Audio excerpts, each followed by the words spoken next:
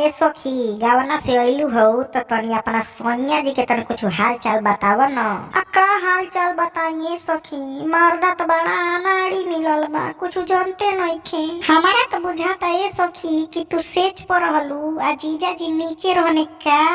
अरे लगावना अइले बल मारुसाले हो, लगावना अइले बल मारुसाले, सैया गवने के रतिया अकेले सुताले, राजा गवने के रतिया अकेले सुताले, रूपावा सजावनी ओठा लाली लगावनी, घुंघटा उठा के मुहवा पिया के देखवनी हो, रूपावा सजावनी ओठा लाली लगावनी, घुंघटा उठा के मुहवा पिया के देखवनी, तब नहीं दुख मोरे पिया बुझले हो, तब नहीं दुख मोरे राजा बुझले, सैया गवने के रतिया अकेले सुतले, पिया गवने के रतिया अकेले सुतले, रची रची से जिया सजवनी फूलवन से, असर लगवले रही अपना बलम से,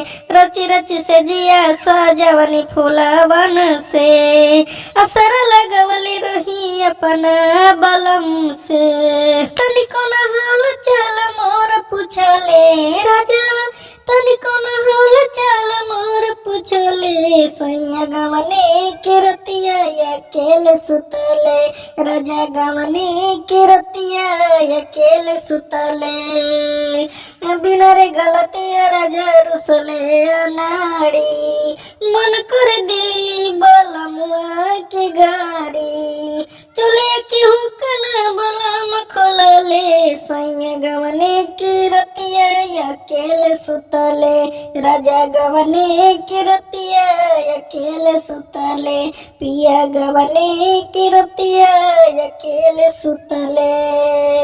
नमस्कार प्रणाम दोस्तों, कैसे हैं आप लोग। उम्मीद करता हूँ अच्छे होंगे, स्वस्थ होंगे, तंदुरुस्त होंगे। दोस्तों ये गाना कैसा लगा आप लोग को प्लीज कमेंट बॉक्स में जरूर बताइएगा। अगर जो भारत में रहते हैं, सच्चे भारतवासी हैं, सच्चे हिंदुस्तानी हैं, तो कमेंट में लिखिएगा जय भारत माँ। और प्लीज चैनल को सब्सक्राइब करना मत भूलिएगा, सब्सक्राइब करके जाइएगा। मिलते हैं नेक्स्ट वीडियो में। दोस्तों नमस्कार, धन्यवाद, जय हिंद।